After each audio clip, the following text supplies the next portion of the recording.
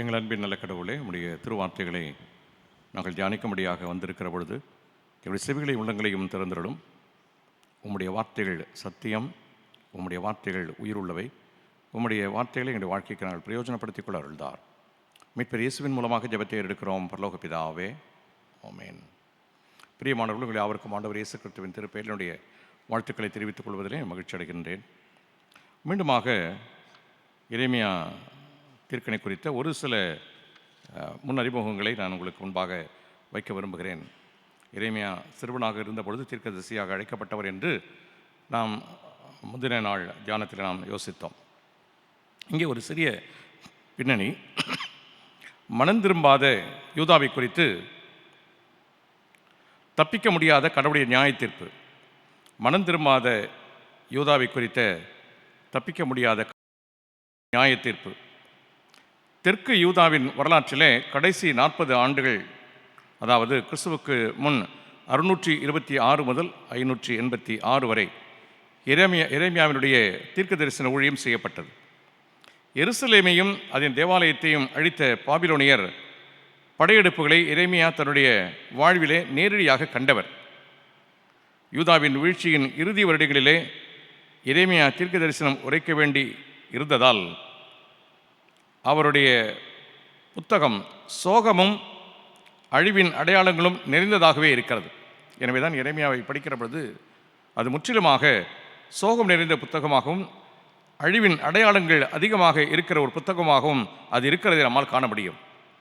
அந்த நாட்களிலே மனாசே என்ற கொடிய ராஜா ஆண்டு கொண்டிருந்தான். நல்ல ராஜாவாகிய யோசியா ஆண்ட 13ஆம் வருடத்திலே எரேமியா தன்னுடைய தீர்க்க தரிசன ஊழியத்தை தொடங்கினான். யோசியாவின் சீர்திருத்த இயக்கத்தை அவன் ஆதரித்தான். ஆனாலும் இந்த தீர்க்க தரிசனங்கள் மக்களின் இருதயத்தில் உண்மையான மாறுதலை கொண்டு வரவே இல்லை.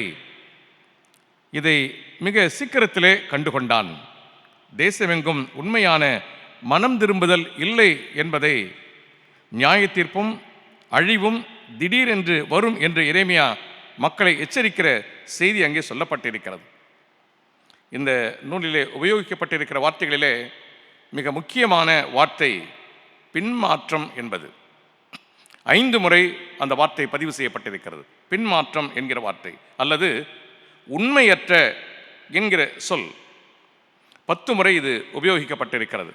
கடவுளை எதிர்த்து முரட்டாட்டம் செய்வதற்கும் விசுவாச மறுதலிப்புக்கும் பலனாக வருகிற கடவுளுடைய தப்ப முடியாத நியாய தீர்ப்பு தான் இங்கே தொடர்ச்சியாக சொல்லப்பட்டு கொண்டிருக்கிறதை நம்மால் காண முடிகிறது. பின்மாற்றம், உண்மையற்ற என்கிற வார்த்தைகள் கடவுளை எதிர்த்து முரட்டாட்டம் செய்வதற்கும் விசுவாச மறுதலிப்புக்கும் பலனாக வருகிற கடவுளை தப்ப முடியாத நியாய தீர்ப்பு என்பது மீண்டும் மீண்டுமாக சொல்லப்பட்டு கொண்டே இருக்கிறது. இந்த 42, 43 அத்தியாயங்களிலே கடவுளுடைய வார்த்தைக்கு கீழ்ப்படிவோம் என்று அவர்கள் சொன்னார்கள். ஆனால் சொல்லி அதிலே பயனில்லை. அவர்கள் கீழ்ப்படிந்து வாழ வேண்டும் என்பது அங்கே சொல்லப்படுகிறது. கீழ்ப்படிவோம் என்று சொன்னார்கள், ஆனால் கீழ்ப்படியவில்லை. அவர்கள் கீழ்ப்படிந்து வாழ வேண்டும் என்பது அங்கே சொல்லப்படுகிறது. முந்தின நாள் தியானத்தில் நாம் கடைசியாக முடிக்கிற பொழுது இப்படி யோசித்தோம். கீழ்ப்படிய முடியும், வெற்றி பெற முடியும் என்று தியானித்தோம். இது மறுபடியும் அவர்களுக்கு அங்கே சொல்லப்படுகிறது. குறிப்பாக இந்த 42ஆம் அத்தியாயத்திலே இன்றைக்குள்ள தியானத்திற்கு முந்தைய ஒரு சில குறிப்புகள் 39 முதல் 42 வரை உள்ள அதிகாரங்களிலே யூதாவினுடைய வீழ்ச்சி சொல்லப்பட்டிருக்கிறது. எருசலேமின் அழிவு சொல்லப்பட்டிருக்கிறது. அந்த காலகட்டத்தில் நடந்த அரசியல் மற்றும் ஆன்மீக நிலை என்ன என்பது சொல்லப்பட்டிருக்கிறது.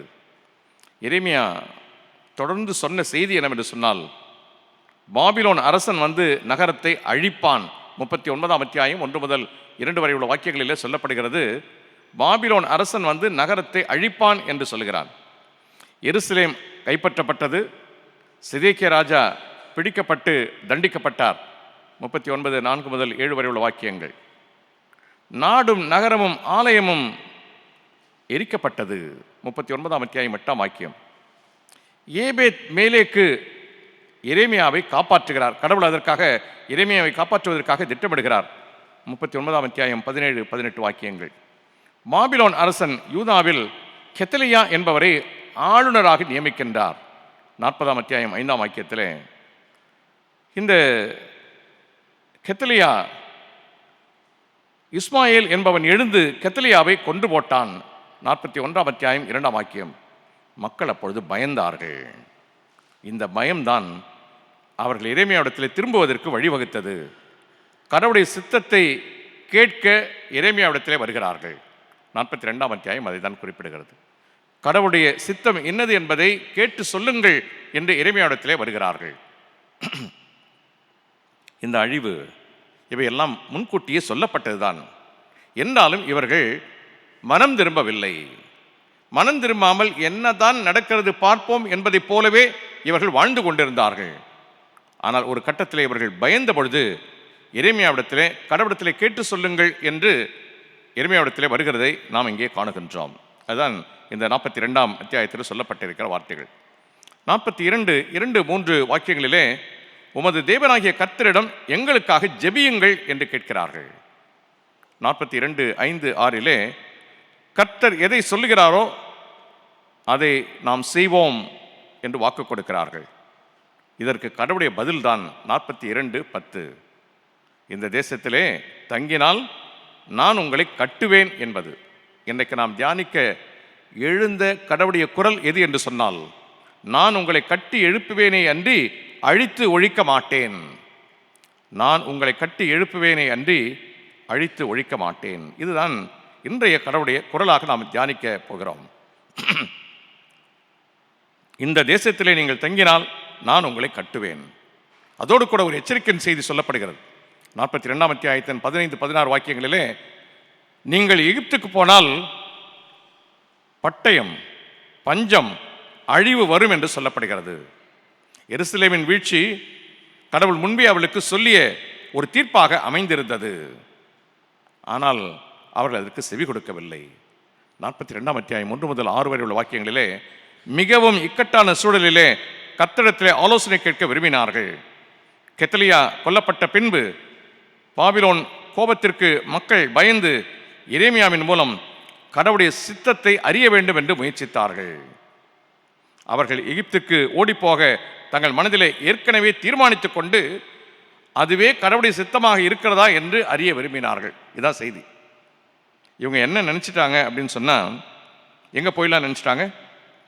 எகிப்துக்கு தப்பித்து ஓடிவிடலாம் என்று இவங்க டிசைட் பண்ணிட்டாங்க. பட்டு கிராஸ் செக் பண்ணிக்கிறாங்க. யார் வழியா? எரேமியாவின் வழியாக கடவுளத்தில் கேட்டு என்ன பதில் வேணும் இவங்களுக்கு? போங்கன்னு சொல்கிற பதில் வேணும். புரியுதுல? நம்மளுக்கு சொல்கிற மாதிரியே இருக்குதுல்ல. நம்ம டிசைட் பண்ணிட்டு நம்ம ஜெபம் பண்ணோம்ல, ஆனால் கடைசியாக ஒரு லைன் சொல்லுவோம் என்னன்ட்டு, இல்லை சாமி உங்கள் சித்தம்படியே நடக்கட்டும். எதை சொல்லிடுறது? தீர்ப்பை சொல்லிவிட்டு அப்புறம் கடைசியாக, ஏன்னா ரொம்ப ஹம்பிளாக கடவுளாண்ட இருந்தாலும் உங்கள் சித்தம்படியே செய்யுங்க சாமி அப்படின்னு. அவனே என்னவா, இவர் ரொம்ப ரெக்வஸ்ட் பண்ணுறார், இதையே உம்முடைய சித்தமாக நீ மாற்றிக்க அப்படின்னு சொல்கிற மாதிரி. அவர்கள் எகிப்துக்கு ஓடி போக தங்களுடைய மனதில் ஏற்கனவே தீர்மானித்துக் கொண்டு அதுவே கடவுளுடைய சித்தமாகவும் இருக்கிறதா என்பதை அறிய விரும்பினார்கள். கடவுளோ அவர்கள் அந்த தேசத்திலே, இதே தேசத்திலேயே தரித்திருக்க வேண்டும் என்று சொல்கிறார் 10ஆம் வாக்கியத்தில். ஆனால் கடவுளுடைய வார்த்தையை புறக்கணித்து இவங்க போனது மட்டும் இல்லை, எரேமியாவையும் அவருடைய விருப்பத்திற்கு மாறாக அவர்கள் கூட்டிக் கொண்டு செல்கிறார்கள். 43ஆம் அத்தியாயம் 1-7 வரை வாக்கியங்களிலே நாம் அதை பாடிக்கிறோம். இவர்கள் போனது மட்டுமல்ல, எரேமியாவையும் உடன் அழைத்து கொண்டு போகிறார்கள். 42:5-6 கர்த்தர் என்ன கூறினாலும் கீழ்ப்படிவோம் என்று உறுதியாக கூறியவர்கள் பின்வாங்கினதும் அல்லாமல் எரேமியாவையும் பாரூக்கையும் அவர்கள் குற்றம் சாட்டுகிறார்கள். இவங்க தான் டிசைட் பண்ணிட்டாங்க. இவங்க போனது எல்லாமே எரேமியாவும் கூப்பிட்டு போகிறாங்க. ஆனால் கடைசியாக எரேமியாவையும் பாரூக்கையும் இவர்கள் அங்கே குற்றம் சாட்டுகிறதை இங்கே நாம் காணுகின்றோம். தங்கள் தீர்மானத்தின்படி கர்த்தர் கூற வேண்டும் என்று அவர்கள் எதிர்பார்த்ததை நம்மால் இங்கே காண முடிகிறது. நம்முடைய திட்டங்களை கடவுள் மாற்றுவதற்கு விட்டு கொடுத்து கீழ்ப்படிந்து வாழுவது என்பதுதான் சிறந்தது. இன்றைக்கு சிலுவை நெடிலே நீங்களும் நானும் கற்றுக்கொள்ள வேண்டிய அல்லது நினைப்பூட்டிக் கொள்ள வேண்டிய ஒரு சத்தியம் எது என்று சொன்னால், நம்முடைய திட்டங்களை கடவுள் மாற்றுவதற்கு விட்டு கொடுக்க கீழ்ப்படிந்து வாழ நாம் கற்றுக்கொள்ள வேண்டும். கடவுள் என்னுடைய வாழ்வை குறித்து இப்போ தான் டிசைட் பண்ண போகிறதில்லை. புரியுதுல? என்னுடைய வாழ்வை குறித்து கடவுள் இப்போ தான் டிசைட் பண்ண போகிறதில்லை. அவர் என்ன பண்ணது? ஏற்கனவே தீர்மானித்தது, ஏற்கனவே திட்டமிட்டது. நான் அறியாத என்னுடைய அடுத்த நாள், நான் அறியாத என்னுடைய அடுத்த ஆண்டு, இதெல்லாம் யார் கையில் இருக்குது? கடவுளுடைய கரங்களிலே இருக்கிறது. எனக்கு தெரியாது, ஆனால் நான் முழுமையாக என்னுடைய வாழ்வை அவருடைய கரங்களிலே அவருடைய திட்டத்திற்கு ஒப்புக் கொடுக்க கற்றுக்கொள்ள வேண்டும். இன்றைக்கு எழுந்த குரல் என்ன குரல் என்று சொன்னால், நம்பிக்கை கொள்ள எழுந்த குரல். நம்பிக்கை கொள்ள எழுந்த குரல் அல்லது விசுவாசிக்க வேண்டும் என்று எழுந்த குரல். இங்கே பயத்தின் நடுவிலே நம்பிக்கை கொடுக்கிற கடவுளை நம்மால் காண முடிகிறது. நகரம் அழிந்தது, அரசு விழுந்தது, எதிர்காலம் தெரியவில்லை, மக்கள் பயத்திலே வாழ்ந்தார்கள். ஆனால் கடவுள் சொல்கிறார், நான் உங்களை கட்டுவேன் என்று சொல்கிறார். ஏசாயா 42:10.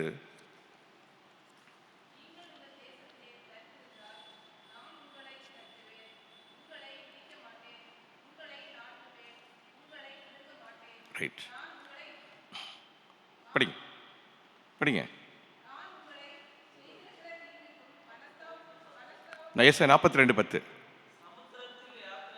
இது நீங்கள் எரேமியா படிக்கிறீங்க. ஏசாயா 42:10 படிங்க.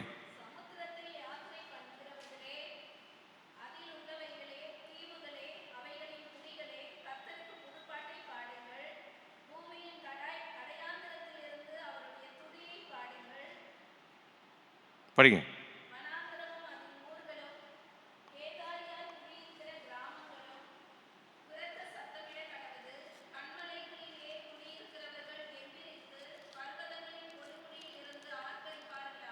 ரைட். இங்கே சொல்லப்பட்டிருக்கிற செய்தி ஒரு பெரிய நம்பிக்கையின் செய்தியாக சொல்லப்படுகிறது. கடவுள் எப்பொழுதுமே நமக்காக வைத்திருக்கிற திட்டங்களை நாம் உணர்ந்து கொள்ள வேண்டும் என்று விரும்புகிறார். அதில் நாம் நம்பிக்கை கொள்ள வேண்டும் என்று விரும்புகிறார். உடைந்த வாழ்க்கையை கடவுள் கட்ட விரும்புகிறார். உடைந்த வாழ்க்கையை கடவுள் கட்ட விரும்புகிறார். நீ உடைத்த விசுவாசத்தை கட்ட வேண்டும். உன்னுடைய உடைந்த வாழ்வை கடவுள் கட்ட வேண்டும் என்று விரும்புகிறார். ஆனால் நீ செய்ய வேண்டியது என்னவென்று சொன்னால், உடைந்த உன்னுடைய விசுவாசத்தை நீ கட்ட வேண்டும். கடவுள் எப்பொழுது உன்னுடைய உடைந்த வாழ்க்கையை கட்டுவார் என்று சொன்னால், உன்னுடைய உடைந்து போன விசுவாசத்தை நீ எப்பொழுது கட்டுகிறாயோ அப்பொழுது கடவுள் உன்னுடைய உடைந்து போன வாழ்வை கட்ட அவர் வல்லவராக இருக்கிறார். கடவுளுடைய குரலும் மனிதனுடைய வாழ்வும், கடவுளுடைய திட்டம், விருப்பம், எதிர்கால நோக்கம் இவற்றை குலைத்து போட்ட இந்த மக்களுடைய வாழ்வு, கடவுளுடைய திட்டம், கடவுளுடைய விருப்பம், அவர்களுடைய எதிர்கால வாழ்வை குறித்து கடவுள் வைத்திருந்த எல்லா நோக்கங்கள், இவை எல்லாவற்றையும் இவர்கள் குலைத்து போட்டார்கள். குலைத்து போட காரணமாக இருந்தது என்னவென்று சொன்னால், இவர்கள் தங்களுடைய மனதில் ஏற்கனவே திட்டமிட்டு வைத்திருந்தது. ஏற்கனவே திட்டமிடுகிற ஒரு பெரிய ஸ்லாக்கியம் யாருடையது? கடவுளுடையது. உங்களுடைய என்னுடைய வாழ்க்கையை குறித்து ஏற்கனவே திட்டமிடுவது என்பது கடவுளுடைய கரங்களில் இருக்கிறது. ஆனால் நாம் என்ன செய்கிறோம் என்று சொன்னால், நம்முடைய வாழ்வை நாம் ஏற்கனவே திட்டமிடுகின்றோம். இங்கே இந்த அழிவு எதனால் ஏற்பட்டது, அழிவினாலே இந்த பயம் எதனால் ஏற்பட்டது என்று சொன்னால், இவர்கள் தங்களுடைய வாழ்வை குறித்து ஏற்கனவே திட்டமிட்டு இருந்ததுதான். கடவுள் எதிர்பார்ப்பது அவரிலே அவருடைய வார்த்தையை விசுவாசிக்க வேண்டும் என்பது. மனித வாழ்வு என்பது விசுவாசத்திலே மலர்கிற ஒன்றாக இருக்கிறது. 1 தீமோத்தேயு புத்தகம் 6ஆம் அத்தியாயம் 12ஆம் வாக்கியத்தில் படிக்கிறோம். 1 தீமோத்தேயு 6:12. விசுவாசத்தின் நல்ல போராட்டத்தை போராடு, நித்திய ஜீவனை பற்றிக்கொள், அதற்காகவே நீ அழைக்கப்பட்டாய், அநேக சாட்சிகளுக்கு முன்பாக நல்ல அறிக்கை பண்ணுகிறவனுமாய் இருக்கிறாய். இது விசுவாச வாழ்வு என்னும் போராட்டத்திலே நம்முடைய யுத்தம், விசுவாச போராட்டம் என்பது. எனவேதான் திருமறை மீண்டும் மீண்டுமாக நமக்கு கூறுகிறது, விசுவாசத்தால் நீதிமான் பிழைப்பான், விசுவாசத்தால் நீதிமான் பிழைப்பான். ஒரு 4-5 ரெஃபரன்ஸ் சொல்றேன், நீங்க குறிச்சா. ஆபகுக் 2ஆம் அத்தியாயம் 4ஆம் வாக்கியத்தில் படிக்கிறோம். ஆபகுக் 2ஆம் அத்தியாயம் 4ஆம் வாக்கியத்தில் படிக்கிறோம். இதோ அகங்காரியாய் இருக்கிறானே, அவனுடைய ஆத்மா அவனுக்குள் செம்மையானதல்ல, தன் விசுவாசத்தினாலே நீதிமான் பிழைப்பான் என்று சொல்லப்பட்டிருக்கிறது. ரோமருக்கு எழுதிய நிருபம் 1ஆம் அத்தியாயம் 17ஆம் வாக்கியத்தில் படிக்கிறோம். ரோமர் 1:10.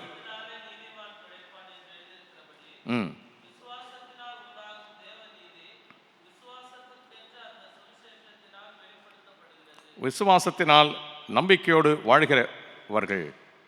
கலாத்தியர் 3ஆம் அத்தியாயம் 11ஆம் வாக்கியத்தில் படிக்கிறோம், நியாயப்பிரமாணத்தினாலே ஒருவனும் தேவனிடத்திலே நீதிமான் ஆகிறதில்லை என்பது வெளியரங்கமாய் இருக்கிறது, ஏனெனில் விசுவாசத்தினாலே நீதிமான் பிழைப்பான் என்று எழுதியிருக்கிறது. ஜான் ஜாஷ்வா அண்ணன் பேசுகிற பொழுது ரொம்ப தெளிவாக ஒரு விஷயத்தை சொன்னாங்க. நியாயப்பிரமாணத்தை பற்றி ரொம்ப அழகாக ஒரு விஷயம் சொன்னாங்க. என்னென்னு, அது என்ன பண்ணும்? குற்றப்படுத்தும், அவ்வளோதான். அதால் வேற ஒன்றுமே பெருசாக பண்ண முடியாது. நீ செய்யறது தப்பு அப்படின்னு சொல்லும், அவ்வளோதான். ஆனால் விசுவாசத்தினாலே நீதிமான் பிழைப்பான் என்று சொல்லப்பட்டிருக்கிறது. எபிரேயருக்கு நிருபம் 10ஆம் அத்தியாயம் 38ஆம் வாக்கியத்தில் படிக்கிறோம். எபிரேயர் 10:38.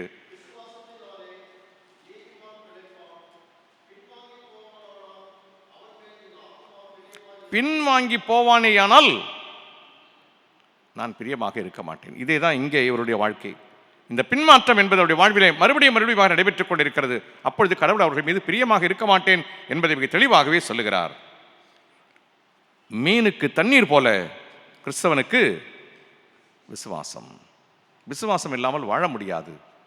மீனுக்கு தண்ணீர் இருந்தால் மட்டுமே வாழ முடியும். கிறிஸ்தவனுக்கு விசுவாசம் இருந்தால் மட்டுமே வாழ முடியும். நான் விரும்புவதை தீர்மானித்து விட்டு கடவுளத்திலே கேட்பது அல்ல விசுவாசம்.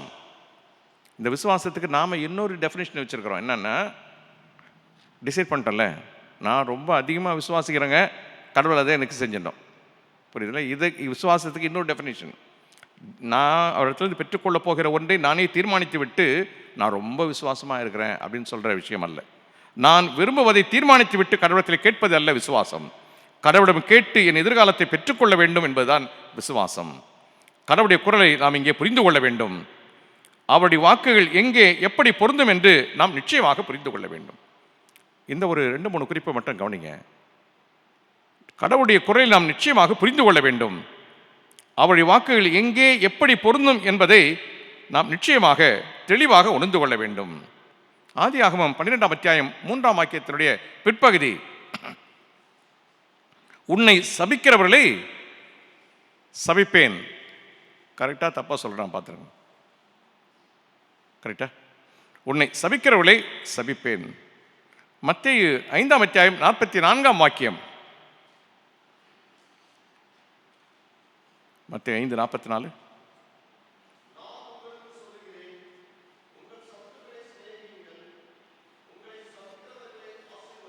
ஸ்டாண்ட் மாறிடுச்சு. அங்க என்ன சொல்றார் கடவுள்? உன்னை சபிக்கிறவர்களை சபிப்பேன், இங்கே உங்களை சபிக்கிறவர்களை ஆசீர்வதியுங்கள்.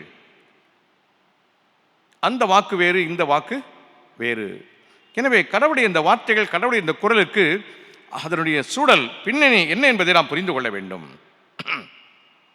அப்போஸ்தலர் நடவடிக்கைகளின் புத்தகம் 7ஆம் அத்தியாயம் 60ஆம் வாக்கியத்தில் நாம் படிக்கிறோம்.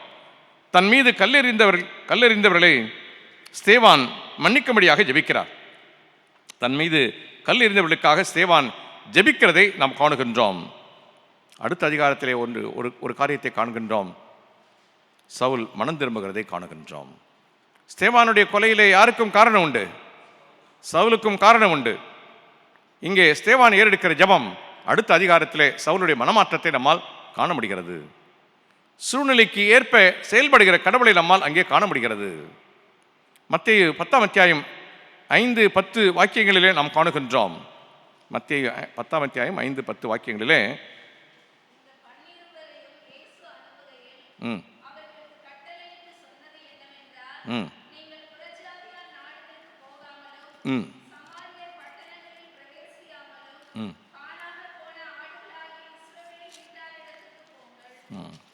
படிங்க. 10 படிங்க.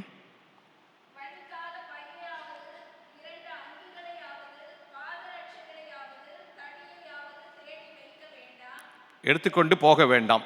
பணப்பையை எடுத்துக்கொண்டு போக வேண்டாம். நிறைய இருக்குது. அதில் ஒரு விஷயம் என்ன சொல்லப்பட்டிருக்கிறது? நீங்கள் பணப்பையை எடுத்துக்கொண்டு போக வேண்டாம். லூக்கா 22ஆம் அத்தியாயம் 35-36. அதற்கு அவர் 36 வண்டி படிக்கிறேன். அதற்கு அவர், இப்பொழுதோ பணப்பையும் சாமான் பையும் உடையவன் அவைகளை எடுத்துக்கொள்ள கடவன். மத்தேயு 10:5-10 பணப்பையை எடுத்து செல்லாதேயுங்கள். லூக்கா 22:35-36 பணப்பையை எடுத்து செல்லுங்கள். கடவுளுடைய செயல்பாடுகள் மனிதனுடைய திட்டத்திற்கு வேறுபாடான ஒன்றாக இருக்கும். கடவுளுடைய செயல்பாடுகள் மனிதனுக்கு மனிதன் வேறுபடுகிற ஒன்றாக இருக்கும் என்பதை நாம் புரிந்து கொள்ள வேண்டும். உங்களையும் என்னையும் அப்படிதான் கடவுள் வச்சிருக்காரு. நாம் அதை புரிந்து கொள்ள வேண்டும், விளங்கிக் கொள்ள வேண்டும். யோசேப்பு வனாந்தரத்திலே ஆயத்தப்படுத்தப்பட்டு அரண்மனைக்கு பயன்படுத்தப்பட்டவர். யோசேப்பு வனாந்தரத்திலே ஆயத்தப்படுத்தப்பட்டு அரண்மனையிலே பயன்படுத்தப்பட்டவர். ஆனால் மோசே அரண்மனையிலே ஆயத்தப்படுத்தப்பட்டு வனாந்தரத்திலே பயன்படுத்தப்பட்டவர். 2 பேருமே யார் தான்? யாரால் வழிநடத்தப்பட்டவர்கள் தான்? கடவுளால் வழிநடத்தப்பட்டவர்கள் தான். சூழல்கள் வேறே. கடவுள் நம்ம ஒருவருடைய வாழ்விலையும் அப்படிப்பட்ட வித்தியாசமான அணுகுமுறைகளை வைத்திருக்கிறார் என்பதை நாம் புரிந்து கொள்ள வேண்டும். எல்லாம் ஒன்றை போல இராது. சிலுவையின் கீழே கடவுள் ஒவ்வொருவரிடமும் ஒவ்வொரு விதமாக செயல்படுகிறவர் என்பதை உணர்ந்து கொள்கிற ஒன்றாக இருக்க வேண்டும். அவர் மன்னிக்கிறவராக இருக்கிறார், அவர் ரட்சிப்பளிக்கிறவராக இருக்கிறார். நாம் விசுவாசிக்கிறவர்களாக இருக்க வேண்டும், ரட்சிப்பை உறுதிப்படுத்திக் கொள்ள வேண்டும். இல்லை என்றால் எகிப்திலே அழிவுதான். எப்படி அவளுக்கு சொல்லப்பட்டதோ, எகிப்திற்கு நீங்கள் போக திட்டமிட்டு இருக்கிறீர்கள் என்பதை கடவுள் அறிந்திருந்தார். போக வேண்டாம் என்று சொன்னால், ஆனால் எகிப்திற்கு சென்றால் அழிவுதான். இந்த விசுவாசத்திலே ரட்சிப்பு என்பதை திருமறை எப்படி சுட்டி காட்டுகிறது என்பதை மிக சுருக்கமாக நாம் பார்க்க அழைக்கப்படுகிறோம். அசாதாரணமான விசுவாசம். இன்றைக்கு உங்களுக்கும் எனக்கும் கடவுள் எது வேண்டும் என்று விரும்புகிறார் என்று சொன்னால் அசாதாரணமான விசுவாசம். யோசுவாவின் புத்தகம் 10ஆம் அத்தியாயம் 12-13 படிங்க கொஞ்சம் குயிக்க. யோசுவா 10.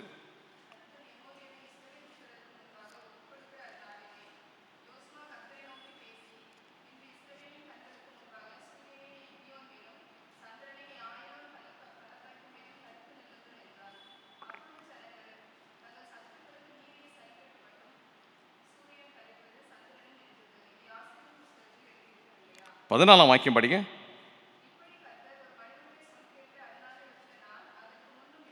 அதற்கு முன்னும் இல்லை, அதற்கு பின்னும் இல்லை.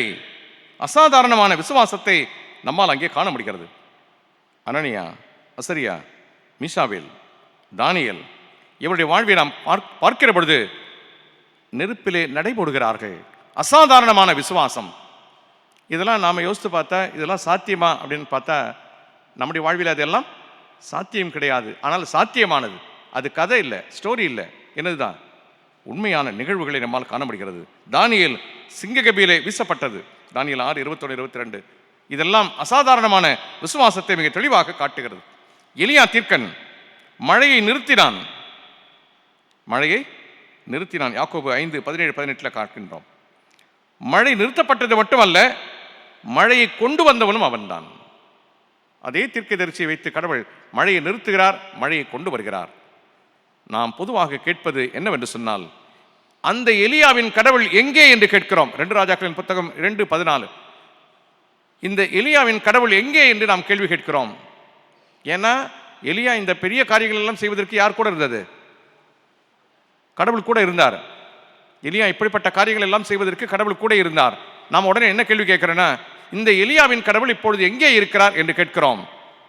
ஆனால் கேட்க வேண்டியது என்னவென்று சொன்னால், அந்த கடவுளின் எலியாக்கள் எங்கே இருக்கிறார்கள் என்கிற கேள்வியை கேட்க வேண்டும்.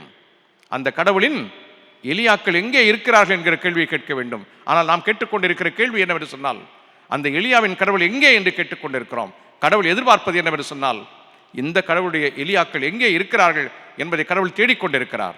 நீங்களும் நானும் அப்படிப்பட்ட எலியாக்களைப் போல இருக்க வேண்டும் என்பது கடவுள் விருப்பமாக இருக்கிறது. அசாதாரணமான விசுவாசத்தை நீங்களும் நானும் பெற்றுக்கொண்டிருக்க வேண்டும். விசுவாசத்திலே தடுமாற்றம் என்பது இயல்பு, அதை தவிர்க்க முடியாது. இயேசு கிறிஸ்துவின் சீடர்கள் கூட தடுமாறினார்கள். ஆகாரத்திற்காக அவர்கள் கவலைப்பட்ட பொழுது ஆண்டவர் அவரிடத்திலே சொல்கிறார். மத்தேயு 16ஆம் அத்தியாயம் 8-11 நீங்க அப்புறம் படிங்க. மத்தேயு 6:16, 8-11. 12 கூடைகள் 7 கூடைகள் மீந்தது நீங்கள் நினைவிலே கொள்ளவில்லையா என்று சீடர்கள் தடுமாறின பொழுது ஆண்டவர் இயேசு கிறிஸ்துவிடத்திலே பேசுகிறதை நாம் காணுகின்றோம். விசுவாசத்திலே தடுமாற்றம் என்பது இயல்பான ஒரு காரியம். ஆனால் ஒன்றை சொல்ல வேண்டும், எங்களுடைய விசுவாசத்தை வர்த்திக்க செய்யும் என்று நாம் கடவுளத்திலே நம்மை அர்ப்பணிக்க வேண்டும். கடவுளுடைய குரல் நம்முடைய வாழ்வில் விசுவாசத்தை உறுதிப்படுத்துகிற குரலாக வெளிப்படுகிறது. விசுவாசத்தின் நல்ல போராட்டம். நாம் நம்முடைய வாழ்விலே விசுவாசத்திலே நல்ல ஒரு போராட்டத்தை போராட எதிர்பார்க்கப்படுகின்றோம். இன்றைக்கு சிலுவை நம்மிடத்திலே எழுப்புகிற கேள்வி என்னவென்று சொன்னால், இன்னும் நீ விசுவாசிக்க துவங்கவில்லையா? இன்னும் நீ விசுவாசிக்க துவங்கவில்லையா என்கிற கேள்வி சிலுவையிலிருந்து இன்றைக்கு நமக்கு நேராக எழுப்பப்படுகிறது. நம்பிக்கை கொள்ளுகிற எழுகிற குரல், விசுவாசிக்க வேண்டும் என்பதற்காக எழுகிற குரல். நீங்கள் புறப்பட்டு போக வேண்டாம், நீங்கள் இங்கேயே இருப்பீர்கள் என்று சொன்னால் நான் உங்களை கட்டுவேன் என்று கடவுள் சொல்கிறார். அவர் சொல்லுகிற வார்த்தைகளுக்கு நாம் கீழ்ப்படிய விசுவாசிக்க கற்றுக்கொள்ள வேண்டும். இன்றைக்கும் அந்த வார்த்தைகள் நம்முடைய வாழ்க்கையின் வார்த்தைகளாக இருக்க கடவுள் நமக்கு அருள் செய்வாராக. ஆமேன். இயேசு கிறிஸ்துவின் கிருபையும் பிதாவாகிய தேவனுடைய அன்பும் தூயாவின் ஐக்கியமும் என்னிடத்திலும் அனைவரோடும் இப்பொழுதும் எப்பொழுதும் சதா காலமும் தங்கியிருப்பதாக. என் ஆத்துமாவே கர்த்தரை ஸ்தோத்தரி, என் முழு உள்ளோடு பரிசுத்த நாமத்தை ஸ்தோத்தரி. என் ஆத்துமாவே கர்த்தரை ஸ்தோத்தரி, கர்த்தர் செய்த சகல உபகாரங்களையும் மறவாதே. ஆமென்.